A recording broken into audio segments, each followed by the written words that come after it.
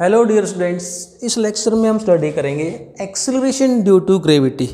So acceleration due to gravity को हम समझते हैं पहले कि how this acceleration is produced. Suppose this is the surface of अर्थ।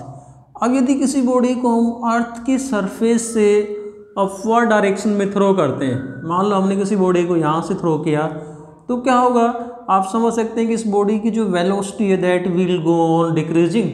ये मान लो हाईएस्ट पॉइंट है, इस हाईएस्ट पॉइंट पे इसकी वेलोसिटी क्या हो गई, 0। अब ये बॉडी वापस आना शुरू करती है तो क्या होगा, इसकी वेलोसिटी फिर से इंक्रीज हो रही है। यहाँ बात करते हैं जब हमने किसी बॉडी को अपवर्ड डायरेक्शन में थ्रो किया और इसकी वेलोसिटी क्या हो रही है, इट्स वेलोसिटी इज डिक्रीजिंग। इसका मतलब क्या हुआ, if there is change in velocity then we know that there is acceleration. अब ये जो इस बॉडी की जो वेलोसिटी डिक्रीज हो रही है, इसका मतलब क्या हुआ, देयर इज सम फोर्स, और वो फोर्स कौन सा है, ग्रेविटेशनल फोर्स ऑफ अर्थ। और इस ग्रेविटेशनल फोर्स के कारण से क्या हुआ, इस बॉडी के अंदर क्या आ गया, एक्सेलरेशन प्रोड्यूस हुआ। तो इसी एक्सेलरेशन का नाम क्या है, acceleration due to gravity. So how we will define acceleration due to gravity.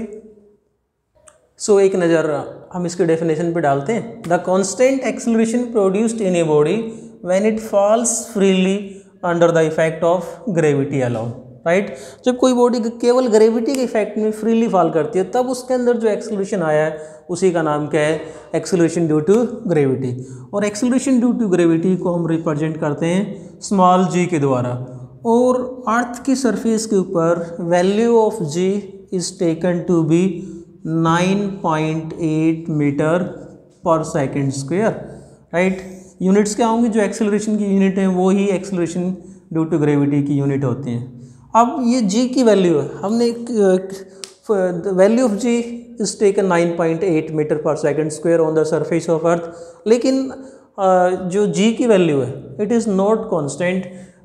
ये तो केवल हमने प्रैक्टिकल पर्पज़ के लिए इसको फिक्स कर रखा है। यदि हम g की वैल्यू की बात करते हैं तो g की वैल्यू अर्थ की शेप के कारण से due to height from the surface of earth या due to depth from the surface of earth, value of g goes on changing on the surface of earth. Earth के surface के ऊपर किसी भी प्रैक्टिकल पर्पज़ के लिए यदि हम बात करेंगे तो g की वैल्यू को क्या मानते हैं, 9.8 मीटर पर सेकेंड स्क्वायर।